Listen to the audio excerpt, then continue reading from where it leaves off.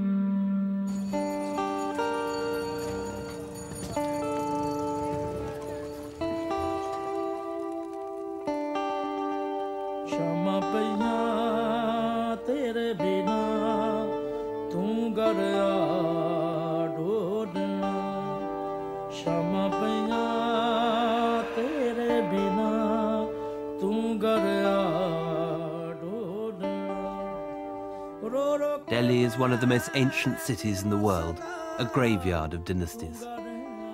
Century after century, invaders have swept down into the rich plains of India from Central Asia. And time again, they have burnt the city of Delhi, only to re-establish their capital on the same site.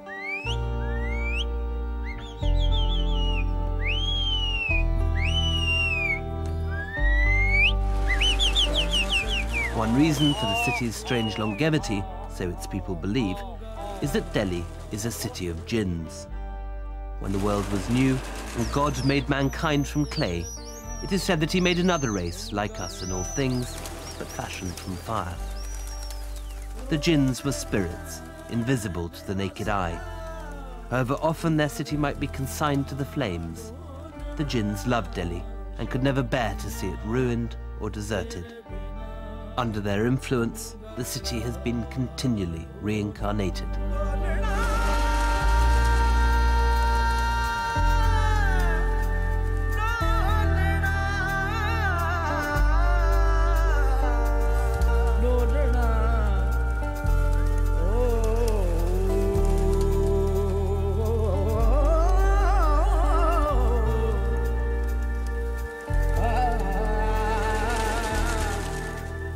I lived in Delhi for 5 years, and over that time I grew to love the city.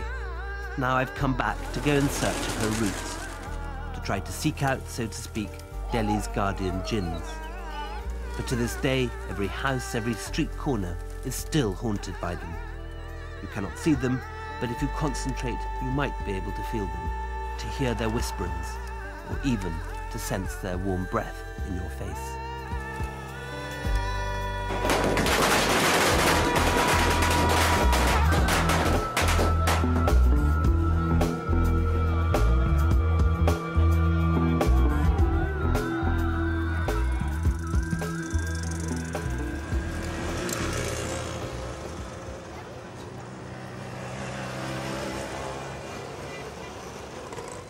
When I lived in Delhi, I was always driven around by my friend Balvinder Singh, a prince among the city's taxi drivers. On Delhi's roads, as in so many other aspects of Indian life, might is right. But Balvinder is from a warrior caste, and like his ancestors, he's keen to show that he's afraid of nothing. Mr. William, why not coming Miss Olivia? She's in London. London? London. What time coming? She's staying there now. Huh? Staying there now with the children. He disdains such cowardly acts as looking in his wing mirrors or using his indicators. His ambassadors, his chariot, his klaxon, his sword. Weaving into the oncoming traffic, playing chicken with the other taxis. Balvinder Singh is a Raja of the road. Balvinder, have you ever crashed? Yes. Yes, sir. No problem, no. No problem. How many times have you crashed? No problem. How many times? Today? No, altogether. Altogether, I got too much times. Maybe night time, all night, without not sleeping. But crashing? Yes. As Balvinder drives me round, I'm reminded of the wonderful way in which the remains of Delhi's past still intrude on its present. Hidden behind the trees of Delhi's broad avenues are endless relics of the city's previous incarnations. Even the New Delhi of the British is not new at all. It is a groaning necropolis, peppered by the tombs and ruins of the past. For this is not one city, but many. As each city came to be abandoned to the surrounding jungle, another was simply rebuilt nearby in a different location. They say there are 7 old cities of Delhi, and that the latest is merely the 8th, and possibly that, too, will soon be abandoned for another.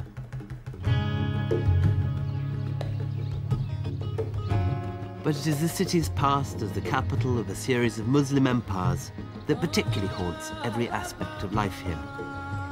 However hard the planners have tried to ignore them, the old Islamic ruins still intrude, distracting joggers in the municipal gardens from their daily exercise and obscuring the fairways of the golf course.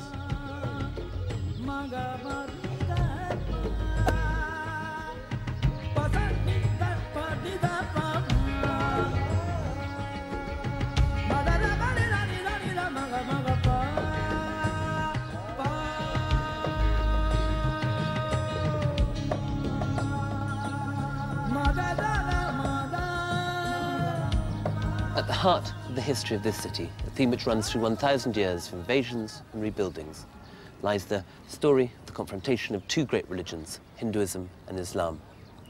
Out of the meeting of these 2 very different civilizations, there emerged a unique cultural fusion, which reached its climax in the civilization of the great Mughals, Delhi's Golden Age. But this century, as pluralism has been replaced by a savage polarization, a tapestry of incredible beauty and complexity, built up over a period of 1,000 years, has been almost irretrievably pulled apart. The history of that conflict is still hotly disputed, and to help understand it better, I went back to one of the very first cities of Delhi, a set of ruins that has been almost completely forgotten.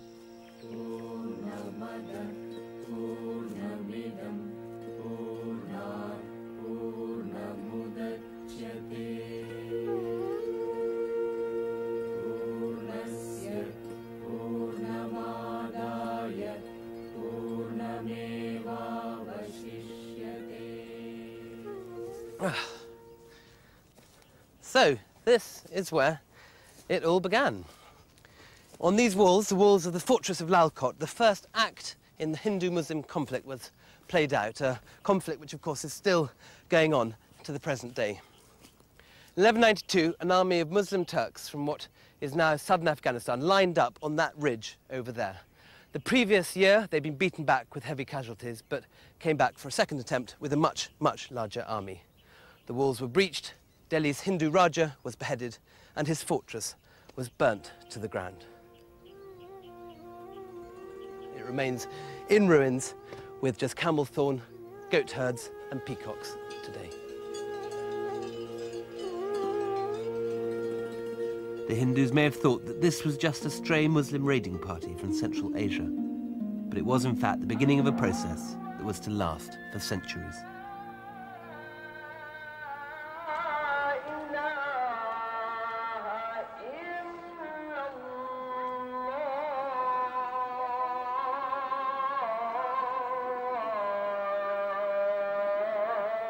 This mosque was built from the shattered masonry of 67 of Delhi's Hindu temples. The pillars still stand with their former Hindu deities visible but defaced. This is not the work of 20th century vandals, but of the very first Muslim sultans. And beside the mosque was raised a massive victory column, the Qutb Minar.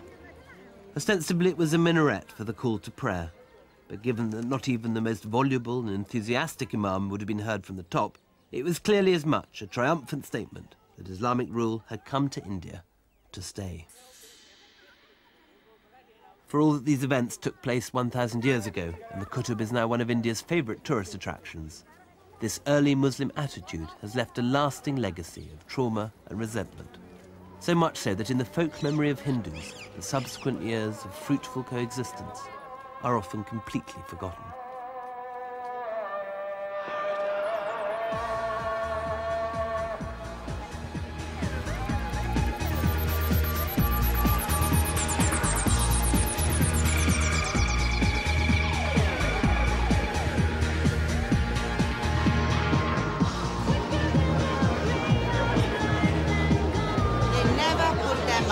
their mouth is. They'll go to Davos, they'll talk about India, they'll come back here and do fuck all, you know.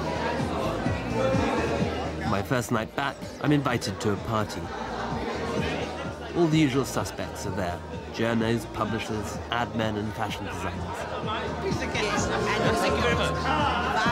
This is what they call Delhi's cocktail circuit. 2 o'clock in the morning. That's all right. And you had to go for a 9 o'clock meeting. He's come from India today. But will it be available in the market that you can buy? With Vani, I'll become a lefty, and with a lefty, I'll become a righty. No, but I am essentially only a devil's advocate. Oh, what a blast. I mean, 1.5 hours of shit. It's rare that you get this opportunity where the guy on the other side fucking... Many of the guests are friends from my journalist days. But as I sat listening, I began to notice a change, a distinct hardening of attitudes. She was a great person. Yeah, why do you say that? What do you mean was? Is. Well, I mean, you know. Would you like to bring her here instead of Sonia Gandhi? Let's be honest. This is a Hindu country. Who says? I say. I'm a Hindu, but I don't believe it's a Hindu country. I'm not. I'm a practicing Hindu, but I don't believe. I'm not a practicing Hindu. What are you? Political. Anti-Muslim. I'm a political Hindu. Pakistanis are something, you have as your neighbors. You don't want to be one of them. Why not? We must be friends with them. But they're not one of us. We're not estranged brothers. Look, what is the problem? This is not, we are not talking. What is the problem with Muslims? I'm asking you. That's what I need to know. The greatest change since I lived in India has been the rise of a right-wing Hindu nationalist party, the BJP. Ravinderji, C98. Is this all politicians' housing? I went with Bavinda to find one of the most vocal of these Hindu nationalists, Prem Sharma, the Central Secretary of the World Hindu Council, a man at the heart of the Hindu revivalist movement. This one? This one, the Sharma house. Okay. It's better.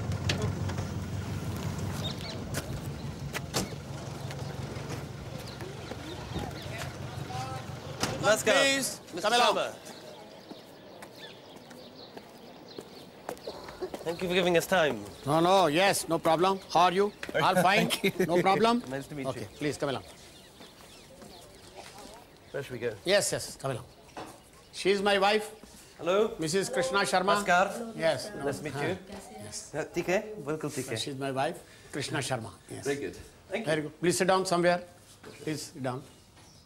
We've just been to see the Qutb Minar, and we thought it was a very beautiful example of Muslim architecture. It is not at all a Muslim monument. Actually, its original name is Vishnu Dhwaj.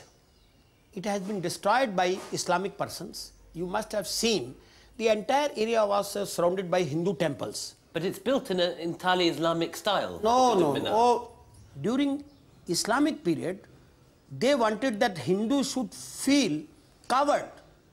They should know their place. All right, then what to do? Tell them, no temple can be there. They demolished to insult us. The days are gone.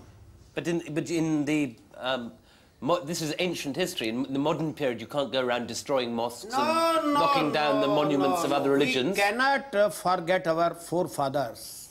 Suppose someone comes 200 years, he kills my father and hang his skeleton on the wall, and every day he will show me, hey, Mr. Sharma, come along. This is the skeleton of your father, bloody hell, we killed him in 200 years. Telling us like that. And now the day has come when we have taken the revenge. That's all. That's the happiest day of the world. Our old blot, slur on the part of this nation, it is finished. In the true sense, history is being written again, rewrite of history. You are doing this now? Not myself, one of the organizations over here.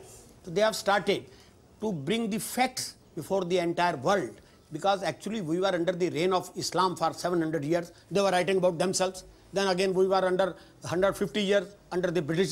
They were also managing in their own way. For the last 50 years, Congress was there, but they were having the appeasement policy towards Muslims. Again they were after them. Now we are writing for the last 12 years, rewrite of history of this country. Okay? So you're going to propagate a history in schools that has the Taj Mahal and the Qutub Minar yes. built by Hindus? Say after 10 years, 20 years, but I am not a spokesman of Bharatiya Janata Party. I tell you, as soon as the Hindus will come in their own full strength, with their own glory, the history will be rewritten and the facts will be brought before the world. According to the BJP, Delhi's 700 years of Muslim government was an unbroken period of oppression and conflict with the Hindus. But the place Bhavindra is driving me to is living proof that this was simply not the case. Okay, I'll be 1 hour. Okay. Okay? Where are you going to go off to? I'm going to the whiskey.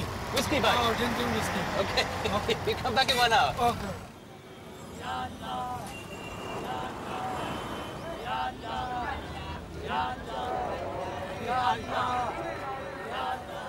The first sultans may have forcibly imposed their will on the abject Hindu population, but the conquerors also brought with them the more mystical aspect of Islam, known as Sufism.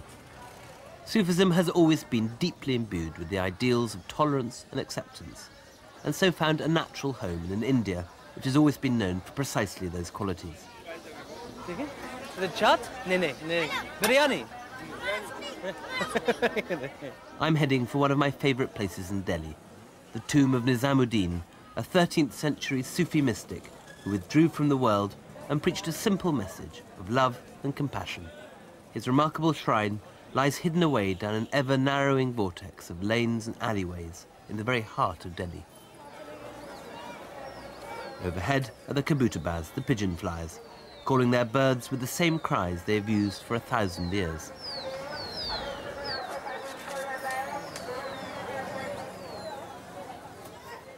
Nizamuddin promised his followers that if they loosened their ties with the world, they could purge their souls of worries and move towards direct experience of God. What was important, maintained Nizamuddin, was not the external ritual of the mosque or the Hindu temple, but simply to understand that divinity can best be reached through the gateway of the human heart. We all have paradise within us, said the saint, if we know where to look.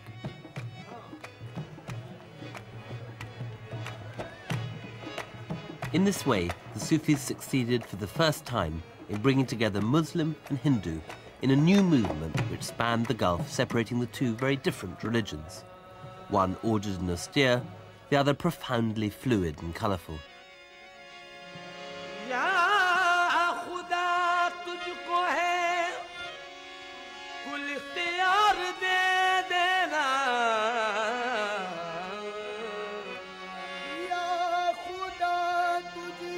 For Sufism, with its emphasis on the individual's search for union with God, has always resembled the mystical aspects of Hinduism. To this day, the shrine still attracts almost as many Hindu, Sikh and Christian pilgrims as it does Muslims.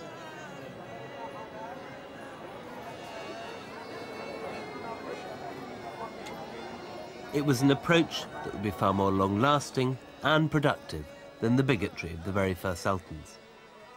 Do you often come to Muslim shrines? Yes. We often come.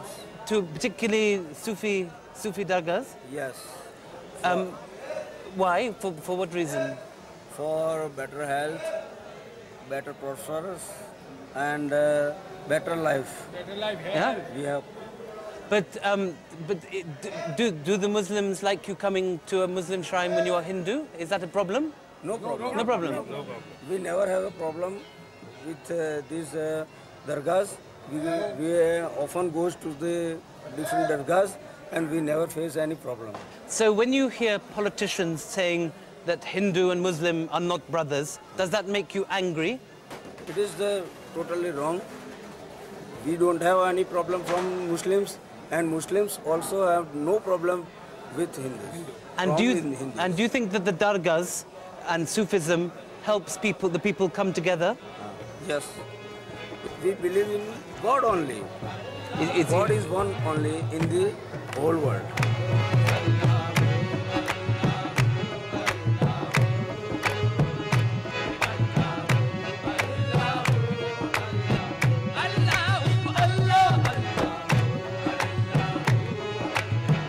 Sufis believe strongly in the power of music and poetry to move devotees towards spiritual ecstasy and hence towards greater love of God.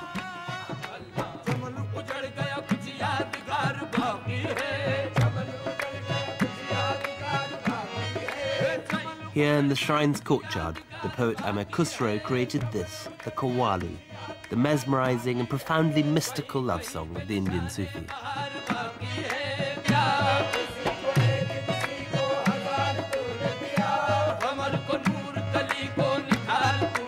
At the time, what was most remarkable about the Qawwali was that its lyrics were not in the Persian of the Muslim immigrants, but in the local Hindi vernacular, and that its music mixed the best of the Indian tradition with new ideas brought to Hindustan from Central Asia by the Muslims.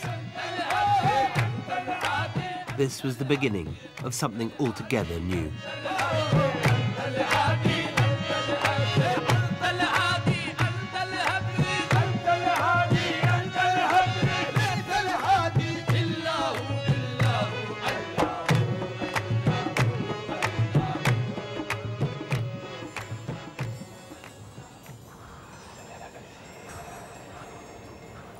In the centuries that followed, almost every aspect of the life and culture of Delhi came to reflect that fusion and Delhi's position on the fault line between the world of Islam and the world of the Hindus.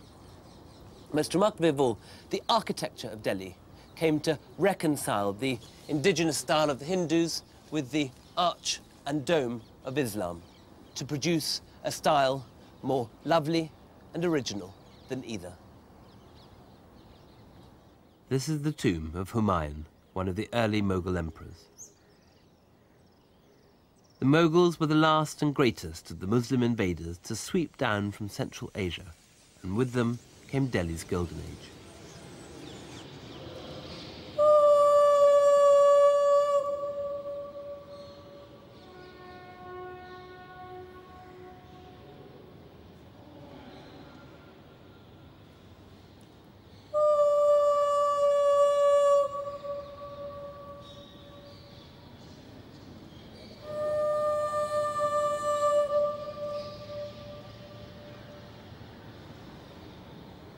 The Mughals established a dynasty that was to rule Delhi for centuries.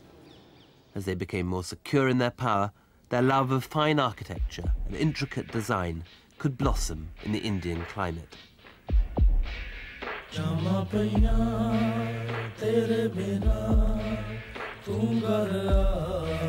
Mughals brought with them the Persian idea of creating a paradise on earth, and in their pleasure palaces, like these west of Delhi, they came as close as any civilization to achieving it.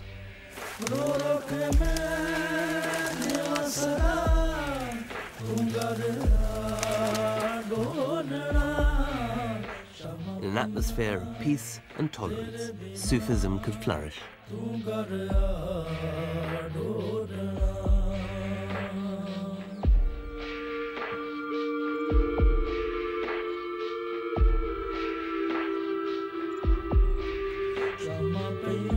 Confronted by a dazzling array of rival religions in their new empire, the Mughals organized open-air meetings so that teachers of different traditions could debate what their faith had in common.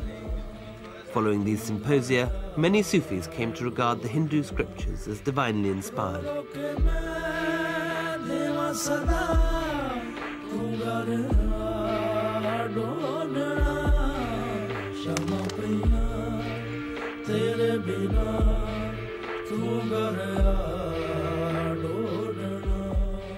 In the peaceful and tolerant atmosphere of the Mughal Empire, as the Hindu and Mughal aristocracy began to intermarry, and as the dialogue between the two rival religions reached its climax, the two cultures successfully fused together and flowered into a civilization of breathtaking beauty and perfection.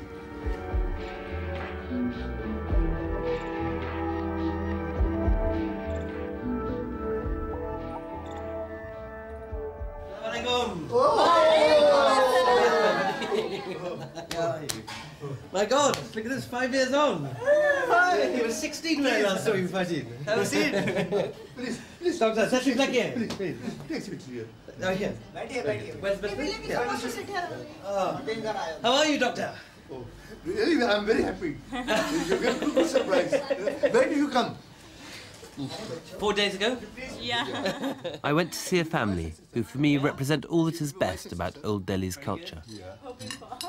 Literally, MPhil is in Persian. Yeah, my MPhil is in Persian. You know, she's working on Dara Shuko, so she's bound to learn Persian. Perfect subject Yeah. for a Sufi family. Yeah. The head of that family, Dr. Jaffrey, is a Persian scholar whose ancestors once taught Persian at the Red Fort. When I lived in Delhi, I used to come here to drink endless cups of tea and hear about life during the Mughal period. Dr. Jaffrey is proud to describe himself as a Sufi or dervish. I am myself a dervish. Dunya mein hu, dunya ka talabgar nahi hu. I am in this world, but I am not desirous of this world. I am detached to this world. And were teaching Persian to princes. Really? Literally? Yeah. And, To this day, he lives in one of the last inhabited Mughal buildings in Old Delhi, which has been a college for 300 years. He knows as well as anyone the folk tales of the city, and particularly the old stories about Delhi's jinns. So they still wander the streets of Delhi? Yeah, they look like human beings. They talk like human beings, but their voice is somewhat heavy. Deep. Yeah. And it is saying, where there is a room vacant, the jinns abide there, take abode there. And look like villagers. Their dress is not proper, and you can recognize only if their shadow is not falling on the ground. They have no shadow? Yeah.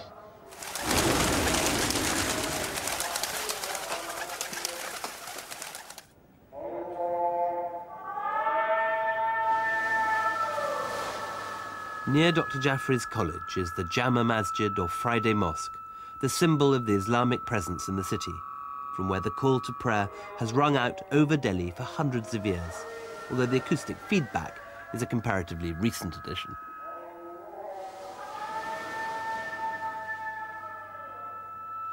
It would be wrong to assume that all Muslims were tolerant of the beliefs of their Hindu subjects by the time it was built in the 17th century. Then as now, there were some more fundamentalist proponents of narrow Islamic orthodoxy. But the Sufi tradition had so gained in strength that it became a distinguishing mark of the culture of Delhi. Prince Dara Shuko, whose father built both this and the Red Fort nearby, wrote a comparative study of Hinduism and Islam which emphasized the compatibility of the two faiths and the common source of their divine revelations. His book was called The Mingling of Two Oceans, and I went back with Dr. Jaffrey to the palaces of the Red Fort in which he lived. Doctor, I always think that Dara Shuko sounds the most attractive. Yeah, he was, no doubt. If he would have become king, the Mughal Empire could survive even today. Why? Because he wanted to amalgamate two cultures, and this was the only Hinduism and Islam, and this is not a new idea. Even at the time of Sultan Mahmud Ghaznavi, the saints had realized the amalgamation of two cultures is the only way to survive in this country. And how did he try to amalgamate them? By combining Hindu ideas with Islam, and if he would have become king, this world would have become paradise. As you see written here. What does it say? If there is paradise on the earth, here it is, here it is, here it is. That's what, in Persian? This is Persian, but very near to our Urdu and Hindi languages. No, so people can understand it? Can understand, yes. No problem.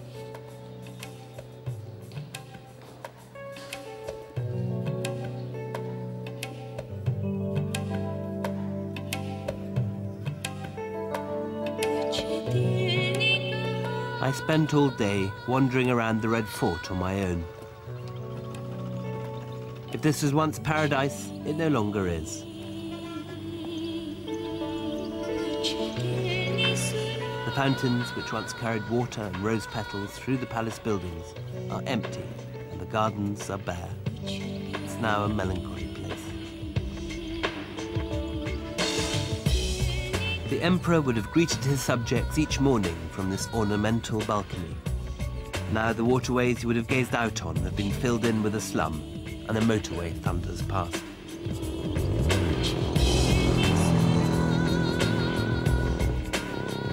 the dream of Mughal thinkers such as Dara Shikoh for a culture that fused the best of both Muslim and Hindu civilization seems to have evaporated.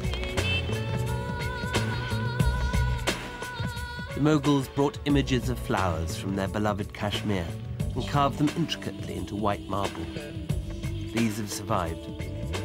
The idea of harmony between Muslim and Hindu seems to have receded over the centuries since, as bitterness and hatred have taken over.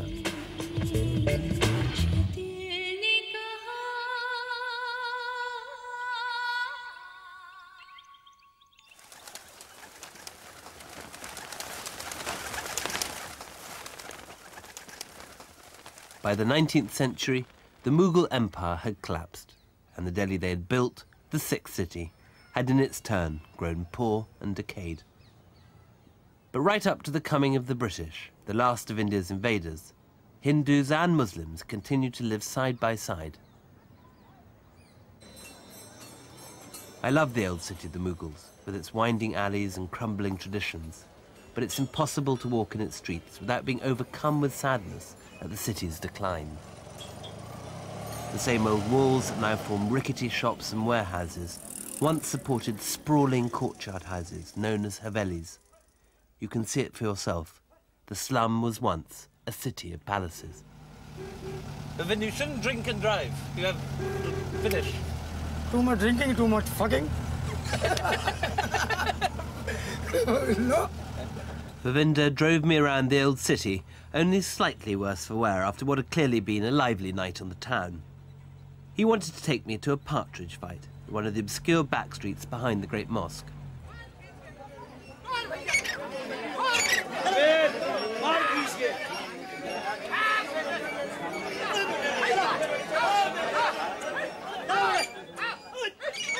Hindus and Muslims have always come together to celebrate traditional Delhi pastimes like these. But during the Raj, serious tensions started to emerge.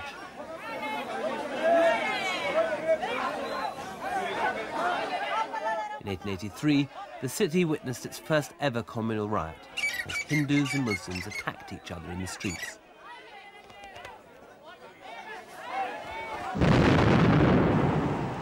By the time of partition in 1947, what was left of the composite culture was torn apart in a welter of bitterness and bloodletting.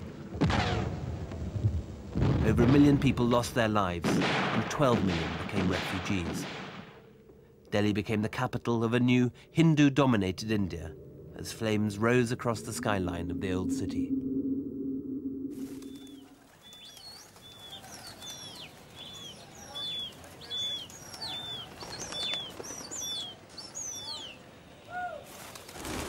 Pigeon breeding is one of the oldest of Delhi pastimes. The breeders fly their pigeons from the roofs and try to lure the birds of other flocks to join their own.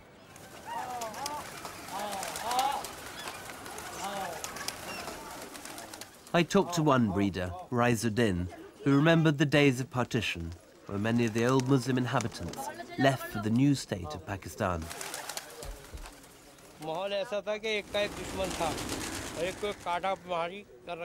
Everybody was everybody else's enemy.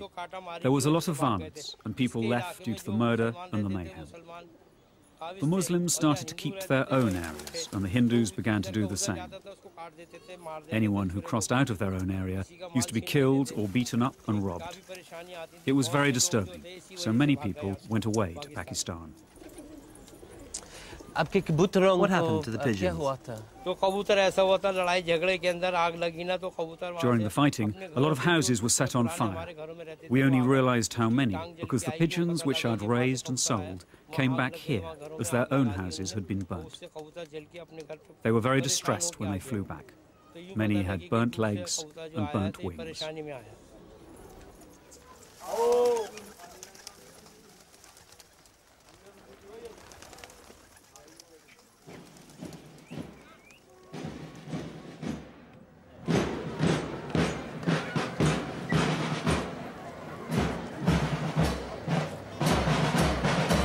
This is an RSS youth rally, deliberately marching through these Muslim ghettos of the old city.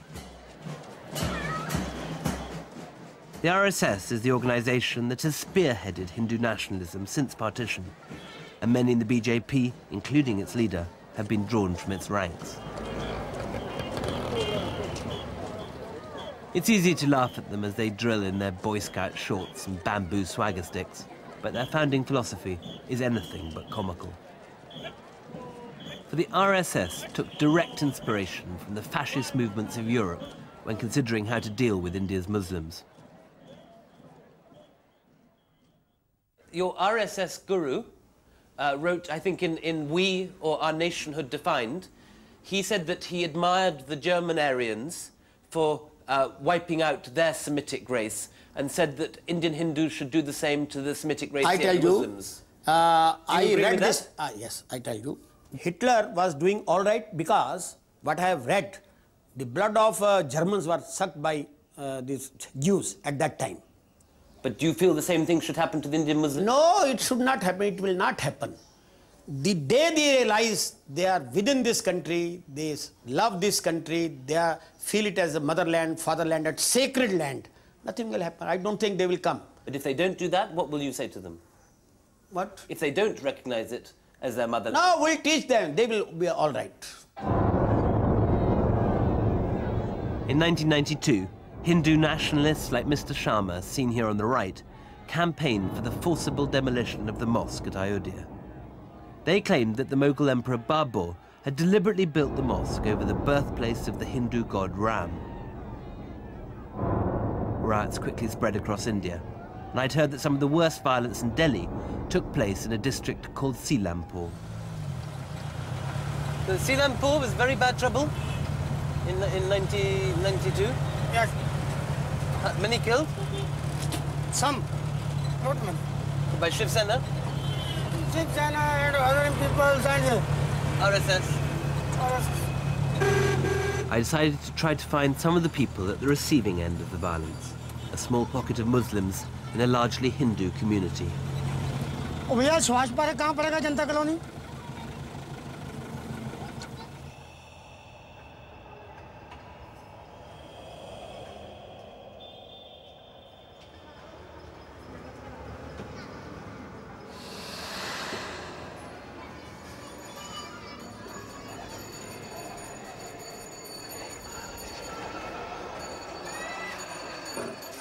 भाई साहब कहाँ कुछ दंगा हुआ था? पता नहीं उधर ये? क्या दंगा बता रहे कहाँ पे हुआ था? अदाब अदाब आपसे 5 मिनट बात कर सकते हैं? जूती उतारने?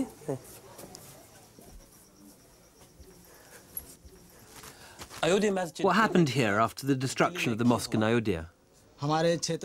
In our area, there was peace at first, but suddenly things heated up and a riot started. Outsiders came and started throwing stones and petrol bombs and chanting Hindu slogans. They had the police with them. After the huts caught fire, some people tried to put them out, but the police shot at them. This woman's husband was shot.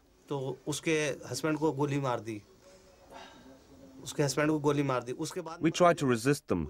All our children and men who were captured were beaten. One of the wives is sitting here. She was pregnant. The police hit her with a rifle butt and the child died.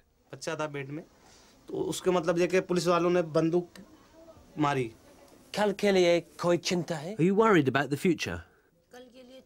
The worry we have is that tomorrow someone could attack us. We don't trust them. Even now, after 6 or 7 years, we don't trust them. They can still attack us and kill us any time.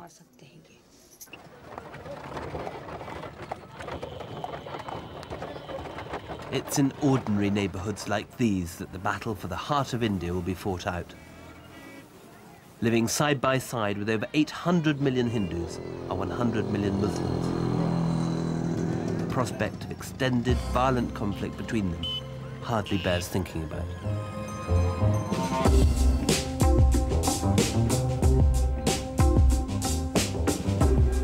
Driving back that night, Bavinda reminded me that it's not just the Hindu fundamentalists who've indulged in communal violence, nor just the Muslims who have been its target. He told me of his own experiences in an earlier upsurge, this time targeted at his own Sikh community. They had heard that mobs were sweeping the city. Driving in convoy, they came to a roadblock where a burning truck had been placed across the road. Bavinda saw his young cousins dragged from a taxi, kerosene poured on their bodies and set alight.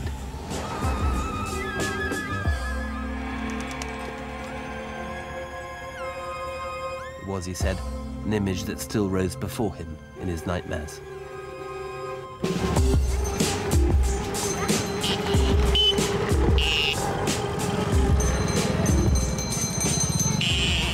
We've met people in East Delhi who were Muslims who were very badly attacked by Hindu rioters after the destruction of the mosque at Ayodhya. And they had kerosene poured over their brothers and set alight. What do you say when you hear these atrocities? Actually, this could be avoided had the Muslims accepted that Babur was an invader and Lord Rama was their forefathers. It could not happen.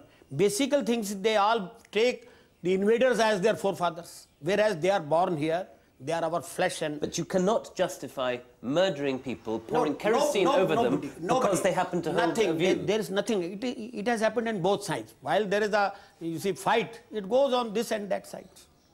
But in Bombay, you know, a handful of Hindus were hurt. How many? Was it 5,000 Muslims were burnt alive? By terror. We don't advocate and we don't justify the murder of anybody. But when there is a reaction, nobody can check. But if you take up the entire, you see, history of 50 years, Muslims are the first to start with all this quarrel. It is in their blood. Mr. Sharma, are you hoping that you can reabsorb into Greater India, as you put it, the neighbouring countries around you?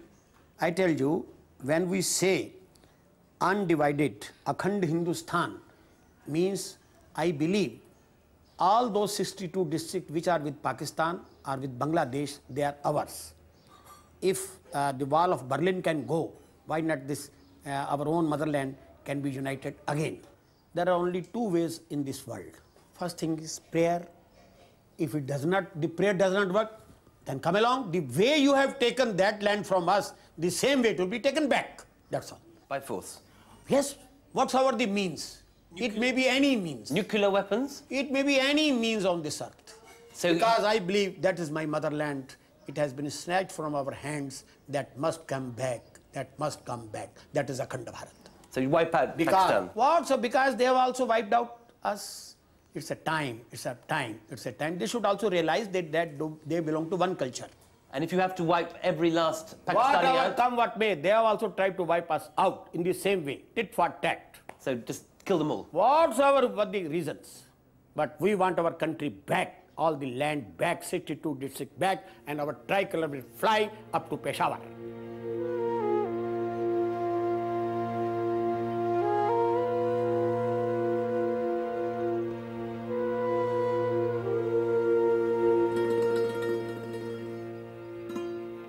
When I used to live in Delhi and wanted to get away from the noise and confusion of the modern city, I'd come here. These ruins are all that is left of one of the early cities of Delhi, Tughlaqabad, once one of the most magnificent capitals in Asia, now completely deserted. It's exactly the sort of ruin that Dr. Jaffrey would say was home to Delhi's jinns.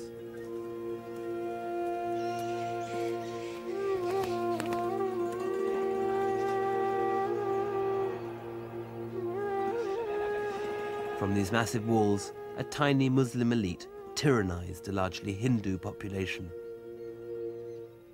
To one side, enclosed in its own wall, lies the tomb of the city's founder, defended by massive bastions, as if attempting to keep even the angel of death at bay. Delhi's population has always been so incredibly mixed and diverse that those who try and impose the rule of one religion on another have never succeeded. Delhi's early Muslim sultans tried to impose a particularly monolithic version of Islam on the city, and within a century these fortresses were ruined and deserted. One can only hope that a similar fate awaits the monuments of the modern Hindu nationalist movement, as 1,000 years later they try and impose an equally monolithic version of Hinduism on the same city. For what does survive, despite the violence and turbulence of Delhi's history, is the popularity of Sufism, which 1,000 years after its arrival in India still attracts vast numbers of people of every caste, creed and religion.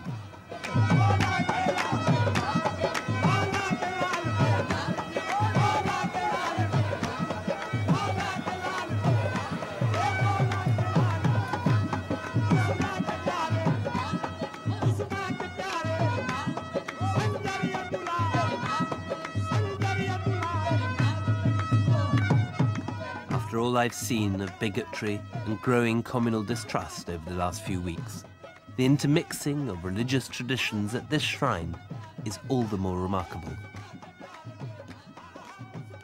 In these faces, one can see the expression of the old Indian belief that just as there are many paths up a mountain, so there are many different paths that lead to God.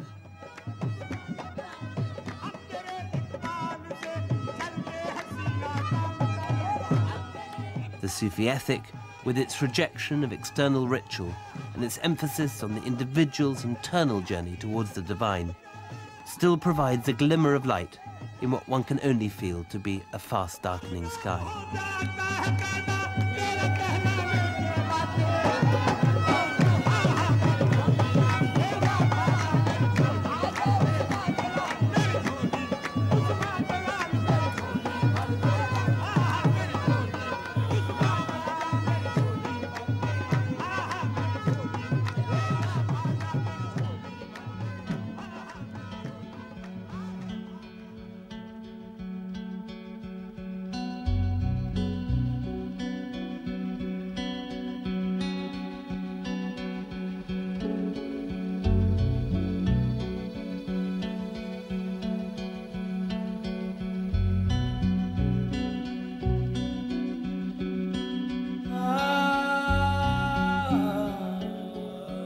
While sultans and empires have come and gone, what has always survived is the tolerance of the people of Delhi.